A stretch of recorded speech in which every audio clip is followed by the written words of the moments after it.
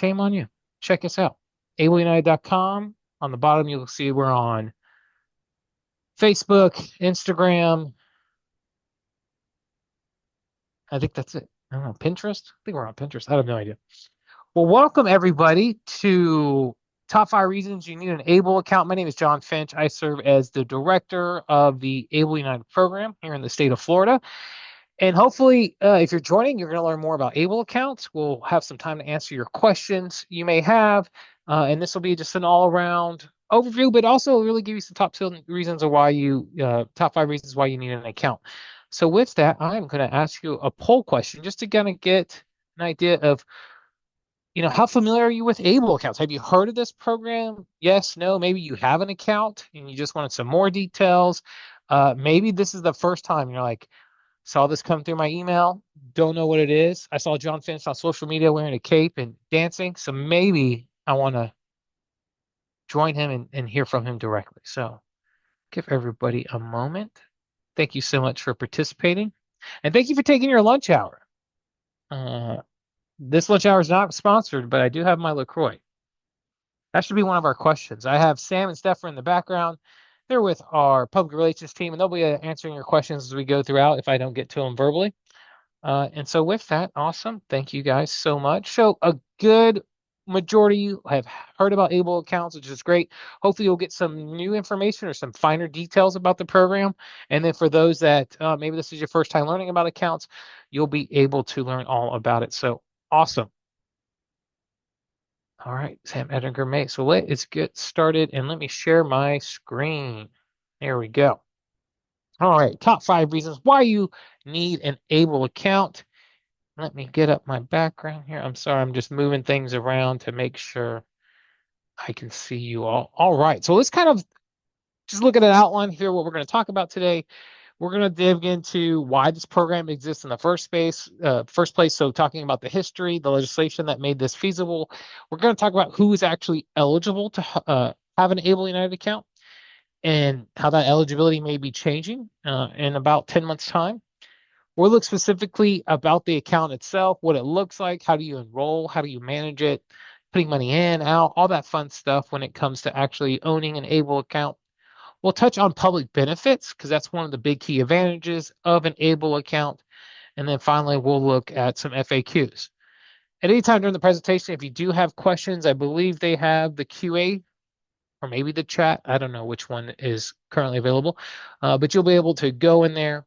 And just to try it out so I can see where it's going to pop up at, let me know where you're from here in the state of Florida, or if you're outside the state of Florida, let me know. That would be awesome. I see some Q&A here. Oh, we're already getting questions in, so that's good. All right. Florida, thank you, Debbie, is here in the state of Florida. I'm based out of Tallahassee myself. That's a state-run program. Awesome. Well, thank you all for that feedback. So let's kind of talk about the history and legislation that made this possible and really started almost, can you believe, 20 years ago almost, where a group of parents gathered around the dining room table and said, hey, why can we not start saving for our child's future without negatively impacting public benefits they may be eligible for, specifically supplemental security income, Medicaid? And so there really wasn't a mechanism or tool without negatively impacting them. So through their hard work and advocacy, a piece of legislation was introduced called the Achieving Better Life and Experience. And from that initial dining room table, it took over 10 years for that piece of legislation to finally pass back in December of 2014, better known as the Stephen Beck Jr. Achieving a Better Life Experience Act, also known as the ABLE Act, allowed states to create these tax advantage savings and investment tools. Really, it added a new section to the Internal Revenue Code, Section 529A. So if you've heard of Section 529, maybe college savings, Florida prepaid, Florida college savings plans, or just 529 plans, it's 529, 529A kind of mimics that in that these are tax sheltered accounts, but what they use for who's eligible is widely different. And so really when you think of ABLE accounts in general, it's kind of having a special needs trust, a bank investment savings account, kind of rolled into one. So it's a really unique product. And so what's our first top tip or top reason why you need an ABLE account is this kind of quote. We have this quote, it's more than saving, it's investing for a better life. An Able United account gives Floridians with a disability a tax-free way to save without losing public benefits. And that's the really goal of this account, is to allow individuals to set aside funds so they can afford those things later down the life or for tomorrow. That's going to allow them to be more financially independent. It might allow them for friends and families to help them on their journey, or to take care of that loved one, to really empower them to be a little more independent. And so it's pretty awesome what these can do. And what's cool is when those group of parents met around the dining room table, it really started in the Down syndrome community. But when the legislation passed, it really broadened it to who would be eligible for an ABLE account. And so on the screen here on the top left is Jen and her son Sean. Now, she started advocating for this program when he was 3, and he just turned 22 last year. So, wow, time goes by quick. But yeah, so she was at that dining room table, really was pushing that piece of legislation. We also have here Alicia on the bottom. Alicia utilizes a wheelchair for mobility, but she also, has mom help her along. And as mom gets getting a little bit older, she needs assistance getting around. So being able to save for a wheelchair accessible vehicle is a future expense that they want to have. And so being able to utilize the ABLE account for that. Or maybe you're like Sean, or I should say Elliot and his mom Sandy, that's not on public benefits. Elliot, he has a couple part-time jobs, and he wants to just somewhere to have his extra money to go to and maybe help for his future expenses. And so he, is using some of his money from his DJing experience, putting into his ABLE account, and then he has family and friends help him as well. But he can utilize that account when he needs to. So that's kind of the pie in the sky, the legislation that allows this program to exist. And so what it did was each state had to pass their own legislation to say how they were going to run it for their state. Once again, Able United is the state of Florida, where the Florida Able Act housed the Able United or the Able program under the Florida Prepaid College Board. So if you've heard of Florida Prepaid, as I mentioned, Florida College Savings Accounts, that same entity that's been around since the 80s and helped over 1 million families save for higher education expenses is now helping the disability community achieve a better life experience. So together they manage over $12 billion on behalf of Floridians. Able United, that's the name of the program. We're considered a direct support organization of the Florida Prepaid College Board. And so they provide some oversight, but Able itself has its own board members. We're run by the state of program. Or actually could find us in Florida statutes there in that section 1009.986. So that kind of explains a little bit how of it. But as I mentioned, we're one state. We are the state of Florida, but there are 46 other states and DC that have ABLE programs. And so this just kind of gives you a snapshot of what it was through June of last year. Enrollments now, based on the latest numbers I saw, it's closer to 200,000 ABLE accounts nationwide with over $2.2 billion invested. So pretty amazing to think 10 years ago, these accounts didn't exist. Getting the word out there has increased, but also people utilizing funds in their accounts can help them as well. There's a snapshot for Able United. I go up this slide, but through the end of last year, we're about closer to about 12,600 accounts. A little over $9,000 is our average account balance. But the cool thing is 100. I think the last number I saw was $116 million invested just here in the state of Florida in these accounts. And so it's going to be really amazing to see how people utilize these accounts, or they'll be buying their first home, using it for co-pays. And there's amazing success stories we hear of people buying their first car. So I'm just going to peruse some of these questions in here real quick. We're going to tackle some of these as we go along. And so I don't want to jump the gun. And so hold on, as hopefully most of these will be answered as we go along as well. So who is eligible, right? Really, there's 2 federal requirements, and then each state had to kind of decide if they were going to be open for their residents or have nationwide enrollment. So the first requirement is you do have to be a Florida resident at the time you apply for the ABLE account here in Florida. That's unique to our program. We're a state-run program. We have state funding to make this program in existence. So we really want to focus on Floridians, knowing that, Florida's kind of large. I mean, it's about 24 million people across the state, and we know about 1 to 2% of those individuals are eligible for ABLE accounts. So just finding them and educating them about this program. utilizing the help with you all that are attending today. But we still have a lot to go. And so we're really focused on Florida, but some states are open for nationwide enrollment or partnering with other states. So that's unique to Florida. But the other are true for all ABLE programs.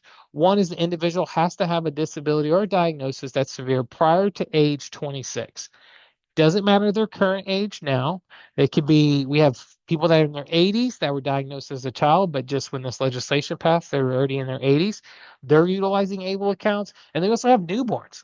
I know I helped, last year I was able to help literally like 6-week old, help their parents enroll them into an ABLE account. So that was pretty awesome. But that diagnosis, the severity of that diagnosis had to occur prior to age 26. Now on the screen, it notes that this is going to change next year. So January 1 of next year, this age is actually going up to 46.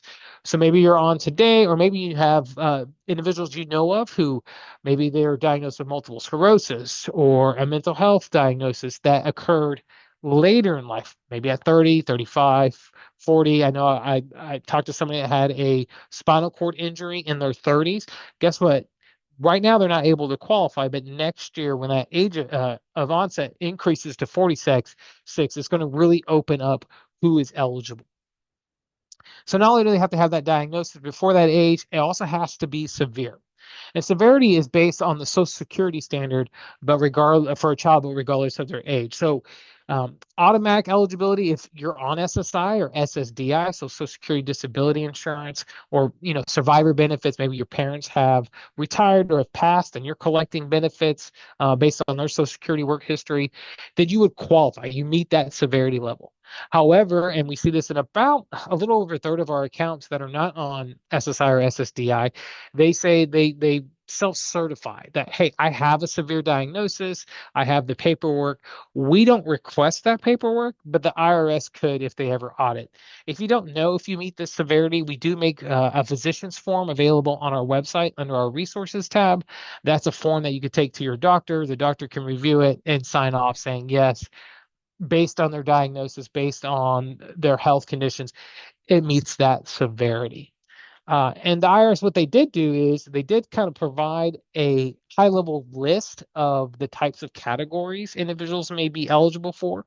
So during the enrollment process, individuals get to select one of these eligibility criteria. So there's about 7 of them. So it could be maybe a developmental disability. So if you think this is more of an early age onset, whether that be a neurodiversity or autism type diagnosis, it could be an intellectual disability. But psychiatric disorders, it could be, schizophrenia, PTSD, bipolar, severe ADHD would qualify. And you notice that those range, right? Where some individuals are diagnosed in their teens, early adulthood, but some may not get diagnosed until their early 30s. So hopefully we'll be reaching some more of those individuals as well. Nervous disorders, if you think blindness, deafness, congenital anomalies, so Down syndrome, of course, but there's some other ones there as well. And even there's another category. So if individuals are like, maybe I have um, some type of cancer that may qualify for me, or these other types of diagnoses and disabilities. Once again, that's just for record keeping purposes. We're not verifying, yes, you meet one of these and it's your primary diagnosis. So you just pick and choose during the eligibility criteria. We actually have a search function too. So if you're already have an ABLE account, this might not apply to you, but if you're new or looking to enroll, if you start typing your disability, it may automatically categorize you into one of those categories. So keeping that in mind. Um, so ownership, and I put this, the second top reason why you need an ABLE account is because what's unique is that this program, these accounts are owned by the individual, the beneficiary of the account, the individual with the disability, the diagnosis. They are the owner of the ABLE account. And so it really, you keep that in mind, is giving them the financial power and the ability to manage their own account if they have capacity. However, we know that everybody can manage their own account. They may require a parent, a legal guardian, especially if they're a minor, but maybe they're an adult and they can choose somebody if they have that capacity. That's fine. If they don't, then somebody else could step in that role. And when I say authorized legal representative, basically that's the person that's going to serve as the authorized signator on the account. And so you can see there's a list of them here. It's kind of a hierarchy. One thing that I kind of want to highlight, especially is that last one, the Social Security representative payee. And I think that is a question that came up. Um, Yep, William had this question. Being a representative payee for his sister, should qualify medically need Medicaid program has less than 5,000. Uh, Yeah. So the question was basically when an individual serves as a representative payee, they're able to put Social Security funds into the ABLE account. Now, the same rules that representative payees have to follow still apply. So keep that in mind. And they do say, hey, if you are putting Social Security funds into an ABLE account, you need to have whoever the rep payee is to manage the account. And so William's specific question was, hey, they're getting money in from a settlement of some sort. It's greater than what the resource limit is. That still may count as income for the person for that month. But once it's in the ABLE account, it's no longer going to count as a resource.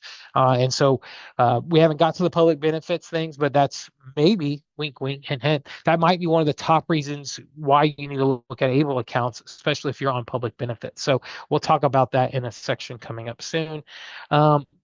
Some say, is there an age limit to when you became disabled to open an able account? So what is it, and is it going to change? So once again, that onset, the severity of that diagnosis had to occur prior to age 26, but it doesn't matter your current age. As I mentioned, we have 40, 50-year-olds in the program, and we have people that are newborns, right? So it doesn't matter your age. It's just when that diagnosis take occur. If it happened before your 26th birthday, you're good.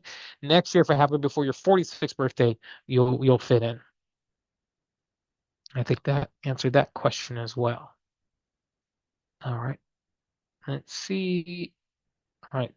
Just checking to see if there's any other questions that relate to that. All right. Here we go. Oh, whoa, whoa. All right. Let's talk about the ABLE account itself. And I know there's several questions as it relates to this. So now we talk about who's eligible, how it's set up here in the state of Florida, who can manage it, run it, all that kind of fun stuff. Now we're going to talk about the ABLE account itself. Where do I go? How do I get one set up? Am I going down to my bank, etc.? No. So enrollment's done completely online at ableunited.com. Once again, we're a state program. Instead of partnering with the bank or a credit union, we're managing it ourselves, and it's through an online portal. So you would go to ableunited.com. There you would go to open the account. If you already have an account, like some of you already said you had, you could sign into your account there. Also, if you already have an account, you can use the Vestwell app. So if you haven't downloaded that yet for your Android or iPhone, go check into the iStore or the whatever. I don't have an iPhone, but the Google Store, and you can go in there and download the app, log into your account, and manage everything through that. But it's all done online, so we don't have a physical location. We get that question a lot. All right, so what are you going to need to actually open the account? Just like if you're opening up any other financial product, we're going to need to know who you are. We're going to use your email address as your form of login, but date of birth, address, social security number. If somebody else is managing it, the ALR, as I mentioned, we're going to need their information for verification purposes. We need to verify their identity. Then also eligible. Why you're eligible to the account? You're going to select that disability diagnosis. You're going to confirm that, hey, you're either on SSI, SSDI, or you meet that severity level. And then we'll talk a little bit about putting money into the account. There is a minimum $25 contribution needed to establish the account. And once again, that's to verify all of your information. All right, so let's talk about putting money into it. And this is my top tip number 3. Anybody can contribute to an ABLE account. How awesome is that? So if an individual's working, hey, they can put their own earnings into the ABLE account. It's still going to count as earnings. ABLE accounts don't shelter earnings. It shelters resources, how much cash you have on hand. But maybe mom and dad want to help out. A friend, a neighbor. I know a lot of times I talk to parents with young children, and they're like, we have enough toys. Just put money in their ABLE account. So if something comes up, I need to pay a medical expense or extra doctor visits, or they want to go somewhere, I can utilize the funds in that account to pay for their benefits. And so I'm sorry, I got a text and threw me off. Anybody can put money into it. We see a lot of times trust fund ABLE accounts. So somebody might have a special needs trust. That could be funded in an ABLE account. I heard of one organization that did a fundraiser for an individual, and the proceeds from that fundraiser, they just deposit it in the person's ABLE account. How cool is that? And once again, generally that's not considered as income unless it's their own earnings or unearned income, right? So maybe they're getting child support or something like that. That doesn't shelter the income. But if I was to contribute to my friend's account, that's not going to count as income towards them. But there is some limits, 19,000 per calendar year, and that's from all sources combined. So a lot of times we'll see trust, for example, we'll maybe put 15,000 in and leave a little buffer, like a $4,000 buffer throughout the year in case family friends want to help out or some other money comes in from another resource. Now there is a maximum account balance before you can no longer contribute to it, and that's 500,000. That just recently went up this year. So if you're listening and didn't know that, 500,000 is a new account maximum. Of course, with the limit you could put in each year, no one's come to close to that yet. Um, how else can you put money into the account? You could roll over college savings plan funds from a 529. You can contribute leftover Social Security funds. We already talked about the work. Now, what's something on this slide I want to highlight is the able to work. And so this was a provision that passed a few years after ABLE accounts came out that basically said, hey, let's kind of sort of treat ABLE accounts as a retirement account. Basically, what it did was it allowed individuals who are working and not saving for retirement to contribute into their ABLE account above the annual contribution limit. And so that limits 15,060 this year, and also lets people take advantage of the savers tax credit. So that may be something you can look at to reduce your tax burden. You can check that out, but it's pretty cool. Anybody can contribute to an ABLE account. All right, so you're putting money in, but where does it actually go? Is John sitting on it in a stockpile in his office? I don't see it anywhere, so no. So it's not me. I'm not John. You don't want John Finch, social worker, managing your money. You get to kind of pick and choose where that money is going to be managed. And so the most basic fund option we have is an FDIC savings fund option. It's going to get a small interest amount each month. It's going to be deposited back into your account. And once again, those earnings we haven't talked about, but those are going to be tax free. Maybe you want to actually invest in the market a little bit. And so we have pre-designed portfolios. Those are risk-based portfolios, conservative, moderate growth. Basically, the more riskier the asset, the more it's going to be invested in a very broad-based mutual fund index type of product. And so that's a Vanguard option that we offer. Or maybe individuals want to create their own account. Maybe they like the FDIC fund. Maybe they like some of the portfolio options, but maybe they want to create their own portfolio. They can actually choose between the underlying portfolio funds. And so that's a money market, US bond, US stock, international stock. These are all managed by Vanguard, very large $1 trillion asset management company. BlackRock's the same. Florida Prime is kind of the state of Florida's money market account. And so you get to pick and choose where you want that money to go at any time. Anytime new money's coming into the program, you get to pick and choose where you want to go. You can set it up to be allocated a certain way. So maybe you're saying, hey, all money coming in, I want to go to my FDIC account. Or maybe you're like, hey, money coming in, I want 50% of it or $50 to go into my growth portfolio, $25 to the moderate, and then $25 in FDIC. You get to kind of pick and choose where you want money coming in and where that's going at any time. Now, money that's already in the program. So maybe, you're in the market, now you want to get out of the market, or maybe you're in the FDIC savings fund and go, hey, I, I'm not utilizing this money. Maybe I want to put some money in the actual market and have that risk. You can do changes that money that's already invested twice per calendar year. So keep that in mind. So if you're constantly saying, oh, I'm going to put all of it in FDIC and then put it in growth, and the next month I'm going to put it back in the FDIC, and then you only get 2 changes per year for funds that are already in the account. So keep that in mind. Distributions. All right. So money's in there, money's growing, it's hopefully growing well. It comes to a point where you need the funds, right? We get a lot of questions about this because we've had so many people that have just been savers that they haven't actually took money out. And so we get a lot of questions about, well, how do I actually get money out of this account? And so there's a couple of ways. We have an ACH to a connected bank account. So if you, put that initial $25 in via a bank account of some sort, you can withdraw money back to that connected bank account. We also have a prepaid card that's offered through TrueLink Financial.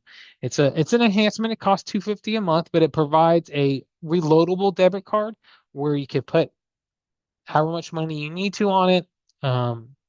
Then you can utilize that Visa card anywhere Visa cards are accepted.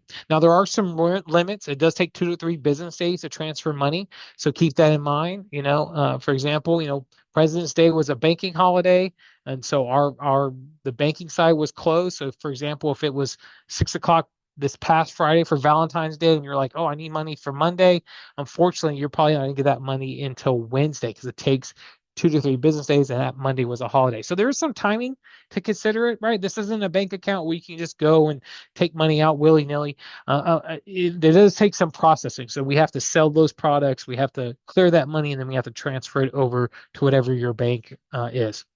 You can also request a check, and the check can be sent to you or to a third party. You get to pick and choose where you want that money to go. Typically, it takes 5 to 7 business days, depending on the USPS. 2 days for us to clear that transaction and to cut a check, and then depending on how fast your mail service is. Either way, and I'll highlight this more on my next slide, is as long as they're used appropriately, the funds out of this account, then there's no taxes on the earnings portion. Now, we recommend you keep documentation for what you're making the withdrawal from.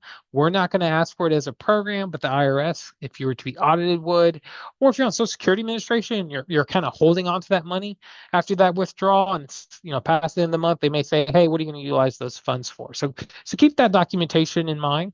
Um, but the fourth kind of key uh, top reason why you need an able account is what you can use the account for. And this is probably one of the things I like the most, is it's very broad.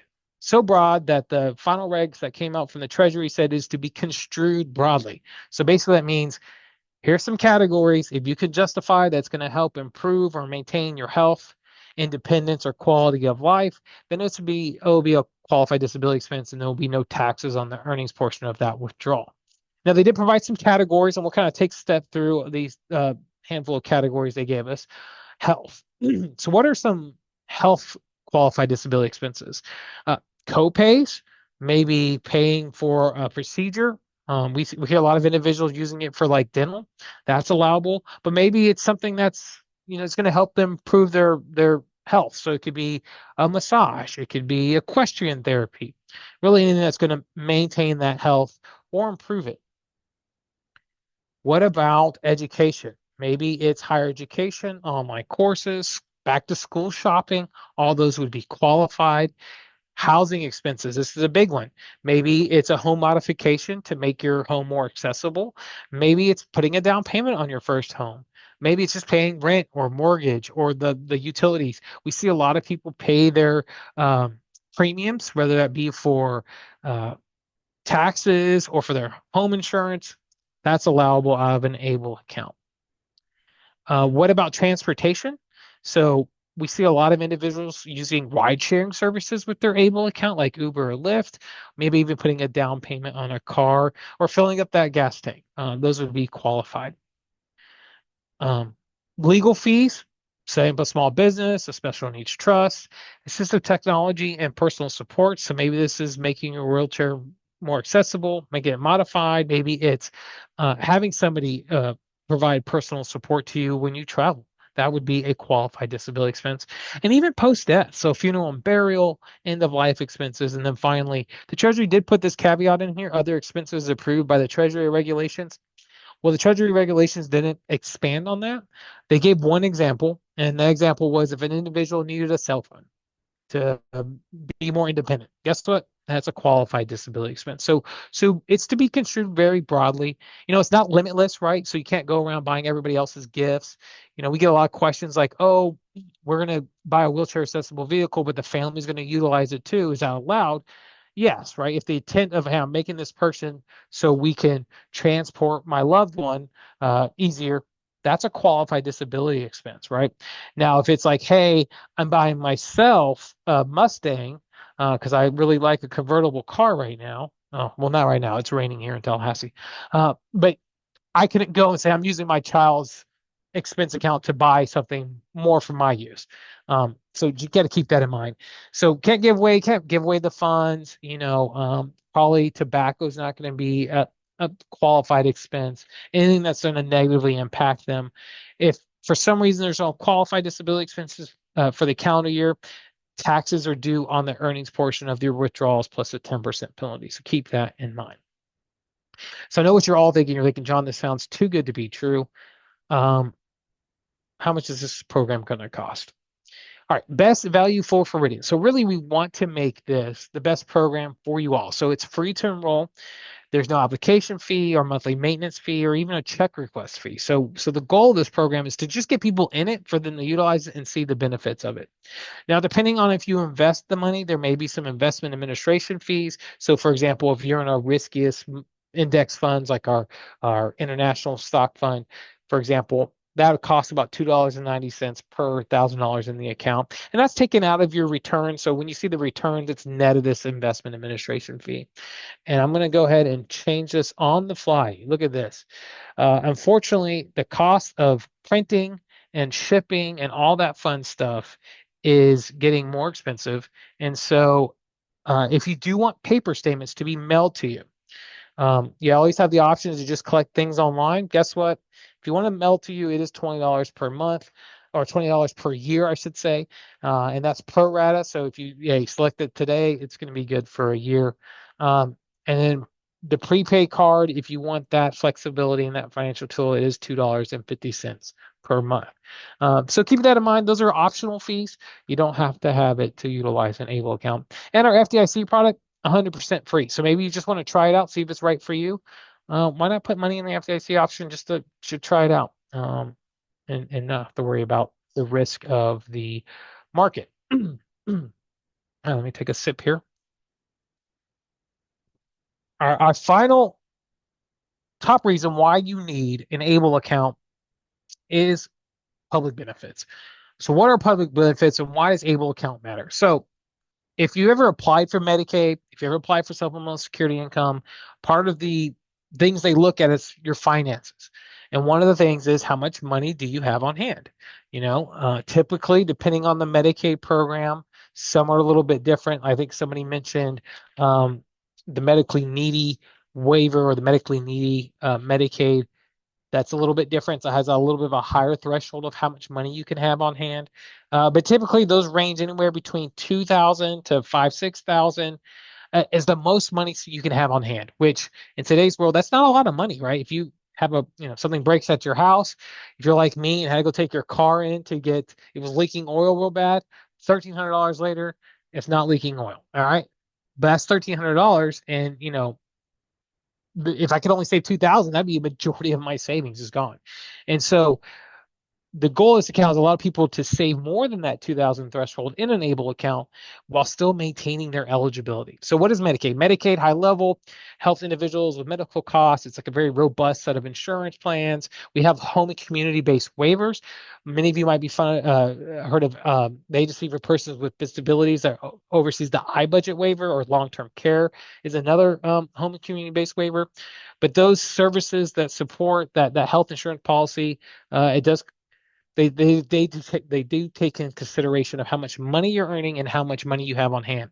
Now, the money you have on hand, Able can solve that. So generally, funds in the Able account or even taken out of the Able account are disregarded when determining eligibility for Medicaid. Now, some concerns were happening where, well, what happens if the individual passes? Does the state come in there and take all the money? No. So Able passed legislation here in Florida. We passed legislation that says no, Medicaid will not file a claim directly on an Able account. So usually what happens is if an individual does pass and they have an Able account, all outstanding qualified disability expenses are paid for first, including funeral and burial. Once all those expenses are paid, if there's still money left in the Able account, then we need to go to the estate of the beneficiary. Their estate may be subject to Medicaid recovery if they're over the age of 55. So just keep that in mind, because really the goal of this account is to be utilized while the person's living. So, achieve a better life experience. That's the goal of this account.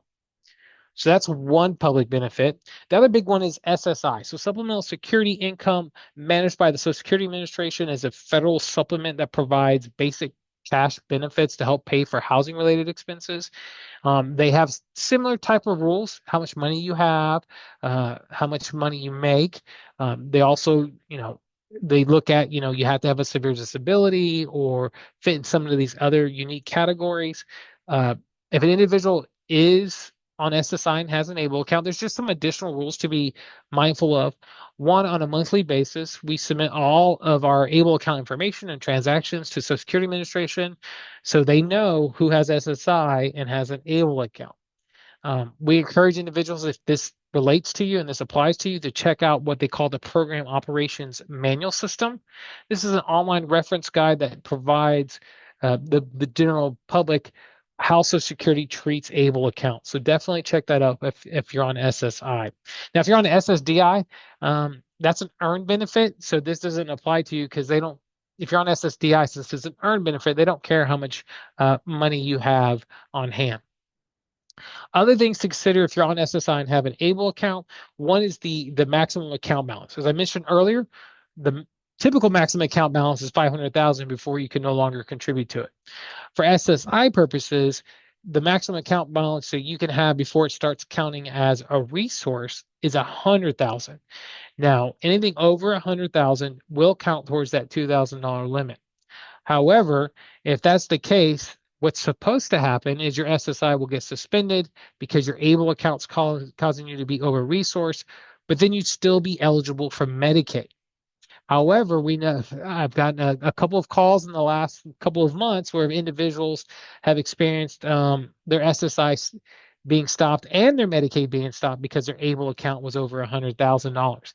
That's not supposed to happen. If that happens to you, please let me know. We have contacts with Social Security Administration to hopefully look into it and investigate. But what's supposed to happen is you keep your Medicaid, you just lose the SSI monthly cash benefit. There's some additional rules, especially if you're using this ABLE account to pay for housing expenses. So if you're taking money out and paying for housing expenses, you need to pay it in the same month.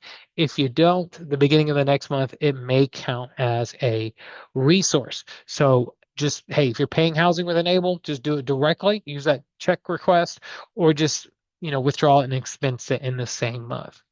Once again, I want to highlight, though, if an individual does have a representative payee and you are putting Social Security funds into the ABLE account, make sure the rep payee is the one managing the ABLE account. And there's some rules, some more rules along that as well. I know the POMS manual, there's some additional, they added a section that talked about ABLE accounts and rep payees. So definitely look that out if that applies to you. Woo! So that's probably, to me, I think that's the top benefit. If you think about ABLE accounts overall, the purpose of them, why they exist in the first place, the intended purpose to be able to really allow people to have money and get public benefits or keep their public benefits is kind of the big reason. All right, well, let's get into the frequently asked questions section here. And I see that we already have 16 questions. It looks like we've had 21 so far that have been asked or answered and 16 that are open. So I'm going to go through some of your questions. And then if there's duplicates or we haven't got to it, we'll look at some of the FAQs as well. All right.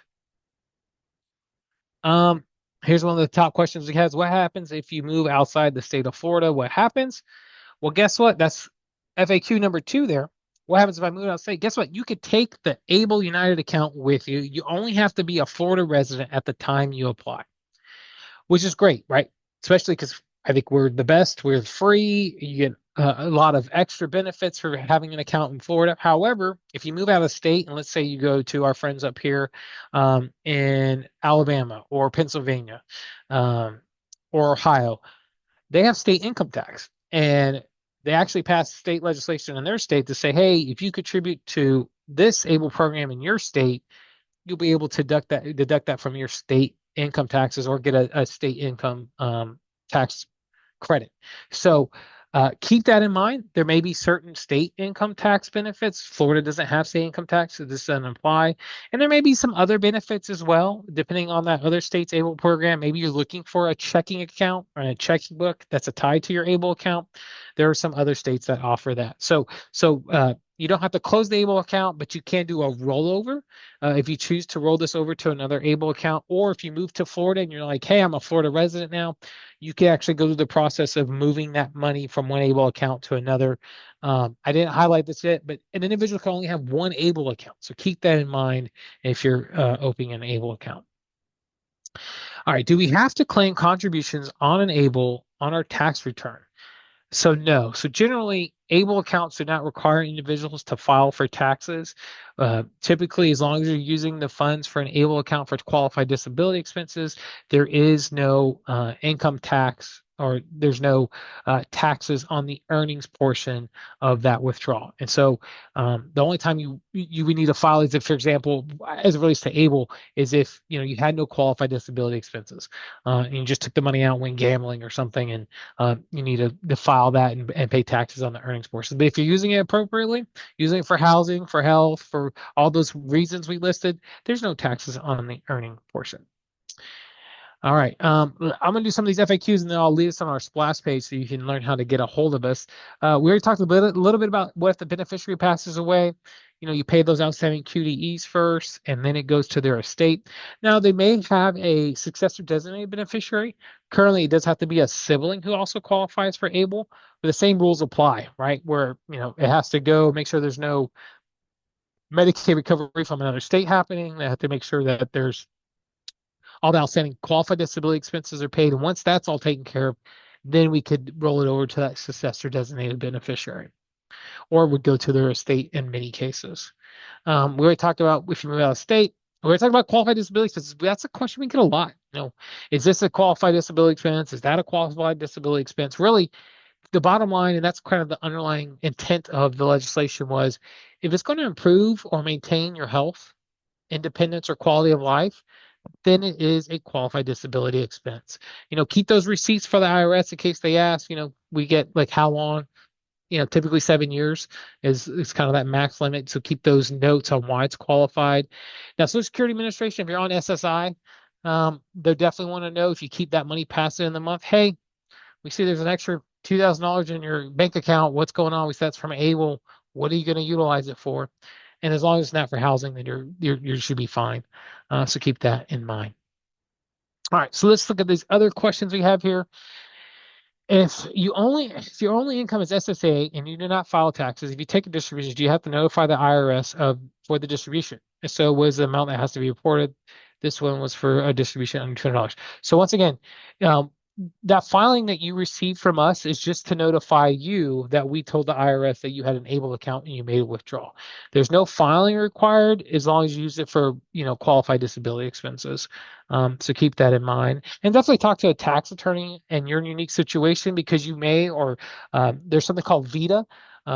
VITA, they're volunteer income tax experts that help people file taxes that are low income or have a disability, because there may be some benefits for you for filing taxes to get some money back. So once again, talk to a tax specialist. All right, here's Aaron had a question. I currently have an ABLE account without being eligible for any SSI or disability from Social Security. Is there any problems with this, or do I need to reevaluate my heart disease to establish SSI or disability benefits? No, Aaron. And so that's one of the big benefits. So really, if you're on SSI or SSDI, those are kind of like automatic eligibility qualifiers. Hey, or you might want to be on it if you're on Medicaid. However, if you're not on any public benefits, let's say you're not on Medicaid, SSI, your big benefit is not only it's kind of like having a super awesome Roth IRA, right? So remember, ABLE accounts have after-tax dollars go into it. It grows tax-free. So it's kind of like a Roth IRA, right? You contribute after-tax dollars, you're saving for retirement, it goes tax-free. But the benefits of an ABLE compared to a Roth IRA, you could put up to 9,000 per year in this account. So you have any more tax-free advantage.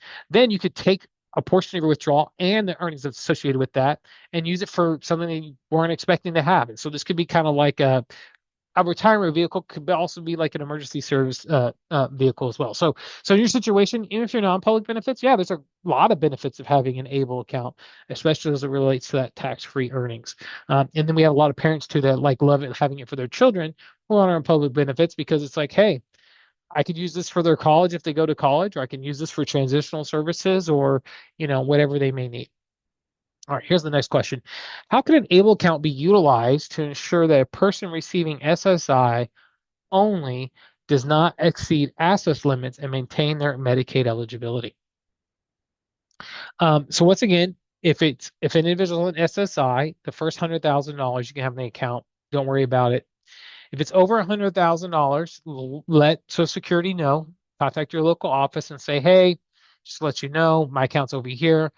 You just have to be mindful, though. They're going to be constantly checking to see if you get over that $2,000 threshold somewhere else. So, for example, you had a checking account and it had $2,050. They're going to go, oh, it's that checking account that's causing you to be over that threshold. Now you're going to lose your SSI benefits and your Medicaid benefits. So if you're getting close to that limit and you're on SSI, you just kind of have to monitor it. You're going to have to start thinking of other qualified disability expenses you could have, start utilizing the funds, because ultimately that's the goal of this account, is to help this person achieve. So maybe it's, we need to go on a trip with it, use it for vacation. Maybe we need to buy your groceries with it. Maybe we need to buy your back to school shopping of your clothes, right? So you may have to start looking at utilizing the funds in the ABLE account to not bump up to that $100,000 limit if you're worried about losing that SSI check. You know, if the other things you can look at, and I didn't really highlight that much, is special needs trust, right? So there are what they call first party trust, where you can set those up. It can hold people's money that they're getting in. There is mandatory payback on those if the person does pass. But there are other avenues if you're worried about the $100,000 limit, especially in the special needs trust. And there's also some third party trust as well. Here's a question. I'm a professional guardian in Broward County. When funds are drawn from a pool trust to establish the ABLE account, are they considered accountable guardianship asset by the Florida courts and DCF Medicaid? So once again, I'm not a legal or tax advisor. I can't give you directly.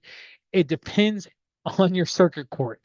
Most of the guardian attorneys I've talked to said, yeah, they typically say go ahead and report it, because the ABLE account does belong to the individual that you have guardianship with. It's in their name. So it is their asset. So you have to report that anyway. It shouldn't be a countable resource, though, for Medicaid and iBudget or SSI. So typically what I've seen or what I've heard is that they still report it and saying, hey, this is an ABLE account. If for some reason the judge isn't familiar or the court system isn't familiar with ABLE accounts, you can always refer them to our program and to our Florida statutes as well, and they can look at that. So that's typically what happens. What's the difference between an ABLE account and a qualified income trust? I'm not an attorney, but high level, a qualified income trust shelters income, and ABLE account shelters resources. So usually you'll get a quit or a QIT when the individual is earning more, but they still need Medicaid. They may look at putting that money into a QIT so they can keep their Medicaid still eligible. While an ABLE account is saying like, hey, I have $5,000 in the bank account. I need to get it below 2,000. I could dump 3,000 into an ABLE account and then have family and friends put that money in there as well. So ABLE shelters resources, a QIT would shelter income. If you qualify for a disability but are not receiving SSA, is the funds in the ABLE account, is it protected against any judgment from a writ of garnishment that can be served in the ABLE account? Yes. So I think it's Florida Statute Section 220. I just went to and did a CLE recently for the elder law section at the Florida Bar, and I kind of highlighted that. So yes, so typically ABLE accounts are not subject to creditor claims. So keep that in mind. And I'll have to look that up, but it is, you can go to our website under our professional resources tab, and it should have a link in there. MC has a question. 500 is the maximum amount. What happens if you go above it? Is there a penalty? How does the account affect you with the IRS? Is there a max you can have in a regular bank account? What are the possible penalties for IRS, et cetera? So what the IRS has said is, hey, whatever your state's 529 maximum account balance is what the ABLE account maximum balance is. So there is no penalty once you hit that. You just can no longer contribute to it. So once it's at 500,000, it can continue to earn and grow. You just are not able to contribute to that account until it gets below that threshold. And so the maximum in a regular bank account is it just depends on if you're on public benefits or not. But if I'm assuming if you're not on public benefits, you can have any amount you want in a bank account. Andrew asks, is the money saved in the ABLE account, which is not counted against benefit eligibility, is later used to purchase an asset for the individual, such as a home? Will the asset then be counted against them in consideration for future state or federal benefit eligibility? So once again, it depends on the program you're looking at. Different federal and public benefit programs have certain rules and regulations. Typically, and I say typically, for Medicaid, they won't count an individual's home as an asset up to a certain amount. And then it depends if they have a spouse. So there's a lot of rules. So I can't, it's kind of say there's no clear and cut dry answer. But like Social Security, for example, SSI says you're exempt to have one vehicle in one home, and you can choose that, and they'll exempt that. So it just depends. But for like HUD housing, for example, if you said you had a house, I don't know if you would qualify for um, that kind of HUD housing and be eligible for that type of assistance. Is it necessary to have an ABLE account if you have a special needs trust set up? If you have both, how they work in conjunction with each other, which is easier to withdraw funds when needed? Thanks. Good question, Carl. So once again, ABLE accounts are an additional tool in your financial tool belt. So when we think about trust, those are they're still needed, right? It's an estate planning tool. If you have family and friends that have life insurance policies that they want to, when they die, to fund that trust so that it helps that individual maintain their health, independence, quality of life. It kind of that big process. While an ABLE account is more of I have money now, I want to put it somewhere. What could I do with that? An ABLE account. We see a lot of times they work together, where a trust will fund an ABLE account because the ABLE account's a little more flexible, easier to get money in and out. What you can use for it's typically a little bit broader, and then it's less burdensome for the trustee on that trust, where it's like, hey, I could just put 10 grand in their ABLE account, and that can, they can use that for whatever they need throughout the year instead of me having to do extra record keeping. So a lot of times they don't compete with each other, but they can work in conjunction with each other quite a bit. Are we required to state that an ABLE account exists when applying for public benefits, Florida Medicaid eligibility? It doesn't hurt. I've been trying to work with them to add ABLE accounts to the enrollment processes. So it's kind of like, if you have an ABLE account, let us know. It doesn't count as a resource at the end of the day. It shouldn't. If you ever run into an issue where they're trying to count your ABLE account as a resource, please let us know. Even I know early on there were some forms, I think, for Medicaid, they were saying, hey, you need to utilize your ABLE account funds first. They're not supposed to be looking at your ABLE account at all because it's not subject to that eligibility requirement. So typically you can let them know. For Social Security, they're going to know because we submit to them monthly documentation. But for Medicaid, it depends if the form asks for you to list ABLE accounts or not. Sue Ellen asks, once I submit the MD forms for severity disability, how long does it take for ABLE to approve eligibility? So once again, so we don't ever require you to submit documentation to us on your disability or your diagnosis, your condition. You just need to keep that in case the IRS were to ever ask you. We don't ask for it, but just have that forms, those documentations in case it ever comes up. Once again, I'm not gonna ask you because I don't have the doc.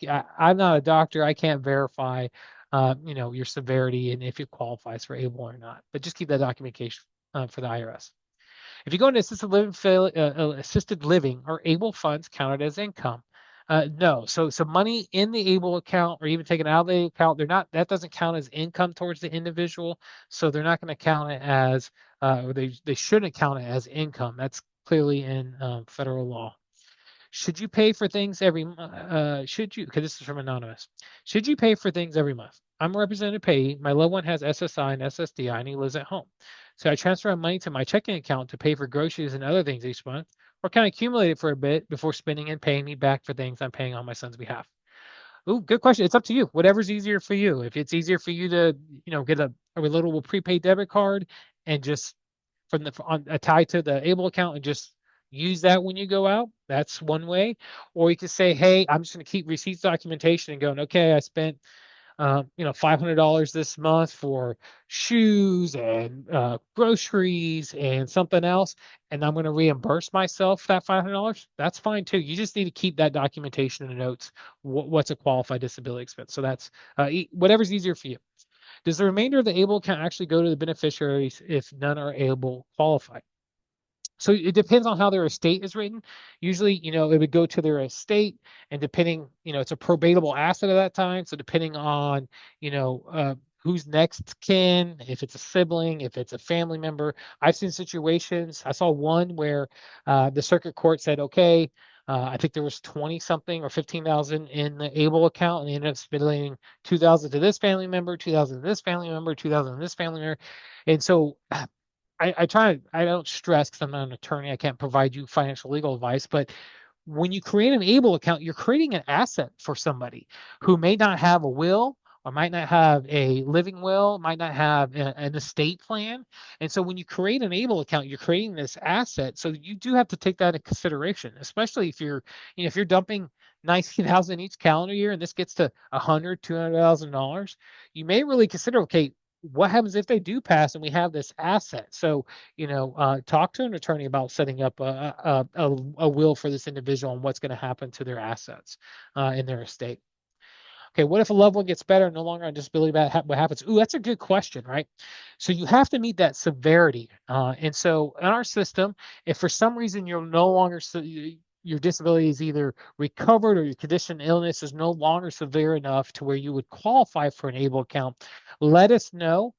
Basically, it still counts as an able account that fiscal year. Beginning of the next fiscal year, it will not count as an able account, and so earnings on that will be subject to taxes because it's not considered an able account. So keep that in mind. You just have to notify us, the program, if you're no longer eligible for the able account. And so I know I've heard of one individual that was constantly going in and out. So if you're severe enough for that calendar year, you're good for the whole year. But if it's something where you're no longer severe enough, it would no longer be considered an able account and you have to pay taxes on earnings. All right. Dan asked, if you already have an account with stocks at a brokerage, can you move that into the ABLE account? What is the limit? Could the brokerage still manage it, or would the money have to be withdrawn and placed in the ABLE account? Can this be done? What are the complications, right? So an ABLE account has to hold cash, liquidated cash, it has to be in cash. It can't hold other stocks, brokerage firm accounts. It cannot hold assets like a car or a house. Can't go into the ABLE account because it's not a trust. I know you put ABLE trust in there. Just think of an ABLE account as a completely separate thing from a trust. A trust is one thing, an ABLE account is completely different. Now, if it was a trust, you could do that, but an ABLE account, no. You would have to liquidate, pay whatever fees are associated with that, and then transfer those funds over to the ABLE account, unless it was a 529 account. And then like a college savings account, you can roll that over. It would count to that 19,000 limit. In your situation, if you did liquidate and paid the fees or whatever costs are associated with liquidating in a brokerage firm, those proceeds then can go to the ABLE account, but it is subject to 19,000 per calendar year. Once again, talk to a financial legal expert about your unique situation. Now, there are some like Fidelity, for example, which is the state of Massachusetts' ABLE program. They have ABLE accounts. And so I literally was helping somebody enroll into a Florida account and go, hey, wait, doesn't Fidelity offer these? And so they ended up saying, I'm going to go with Fidelity because they're already managing everything else. And so there are, if you have a financial advisor you're working with, they may be able to offer you what they call a broker sold ABLE account. All right, Carl asks, can you use electronic funds transfer through the account number associated with the ABLE? Can you use electronic funds transfer through the account number associated with the ABLE? So no. So I think what Carl's trying to ask is, if your ABLE account is set up, could you use it kind of like a bank account where you provide a routing and an account number, and then you have it electronically moved out of the ABLE account? No. What you could do is, if you wanted to have a reoccurring expense set up out of an ABLE account, you have to go on the ABLE side to set that up. We do a systematic withdrawal. You can call customer service or go to our website to get that form. And we have individuals that said, hey, I know my mortgage, my rent is going to be $850 a month. I set it up to automatically at the end of each month, $850 gets moved out of my ABLE account and it pays my landlord my rent. So we could do a check transfer. You could do it like like a bill to pay, but it's not going to be an ACH. Now you can do a direct deposit into the ABLE account. So if you have an employer or if you're on Social Security benefits, you can list ABLE account. It can receive direct deposits. You just can't list ABLE account as a direct deposit for some other entity. All right. Ooh, I know we're out of time here, but I love answers. There's one more question I thought that came in through. Did we answer all the questions? I believe so. Like, there's two still open. Can you transfer your Florida Able account to Fidelity, Massachusetts? Your loved one is currently a residential home in Massachusetts. You have to look, I don't know what the rules are for the Massachusetts program. You just have to look at them. I think they're open up for everybody. But yeah, you can move your Able account over to Fidelity. Of course, Fidelity is going to have more fees, but they may have something you're looking at, and it may be beneficial for you if you want Fidelity to manage your all your stuff. And can you deposit checks into the Able account? Yes, you can. You would have to send that check in. You would, you put for the benefit of the Able account, or you would have to sign it off on the back and say for my Able account with your Able account number. We have a contribution form on our website as well. And yes, you could send that check in and it could deposit it into your Able account. Um, what are the things we didn't highlight? We didn't highlight our gifting page. That's something that's going to see. You're going to see an email here in the next couple of weeks with some amazing new enhancements to your gifting page if you have one. Well, if you don't have one, guess what? We're going to set one for you anyways. It's going to allow people to do recurring contributions to your Able account, some really fun things that we have in store. Definitely, if you're not following us on social media, please check out Instagram and Facebook. We have some fun things we do all the time, but also you'll get updated on things that are happening here at Able United that you need to be aware of. Um, yeah, so Debbie asked a question about the Florida prepaid account. So if you have Florida prepaid, not Florida 529, if you have a prepaid account, there's a way, a couple things you can look at depending on your unique situation, from either doing a death distribution to an ABLE account. You can still utilize your prepaid account at many colleges and trade schools that have programs specifically designed for more of the intellectual development disability population, but they do have programs designed for that you could use your prepaid account for. You could look at doing a scholarship refund. There's a couple things you can think of. Thank you, Carl. You're great too, Carl. I appreciate the compliments. Go to our website. If you have more questions, you want to meet with me one-on-one, you can go to our contact page, set up a 15-minute meeting with us. We have resources available in other languages like Spanish. Customer service is available too. So maybe you have just some basic questions. You can go to call them up, 888-524-2253. They're available Monday through Friday, 9 to 6, and they can answer. Someone says it's your Instagram username. I think it's able_united or united_able. Now I have to look. And excuse me while I look it up here. Let's check it out. And if you haven't seen it lately, you need to go. I recently did a race. Yeah, so it's able_united. There you go. That is our website. That's our Instagram. You can see me. You can see me running as Able Man. Fun stuff. Maybe I'll come to a neighborhood in yours. But thank you all so much for the day. Once again, this will be living on our social media. We'll be uploading it to YouTube. If you have any additional questions, comments, please reach out. But thank you all for your time today, and I hope the rest of the day goes awesome. Thank you.